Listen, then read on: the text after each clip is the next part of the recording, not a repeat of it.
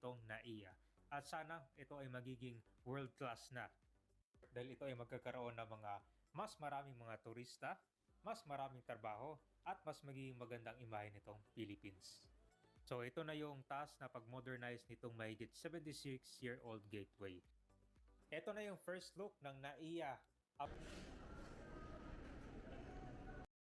Matatapos na ba ang reputation na tinatawag nilang worst airport in the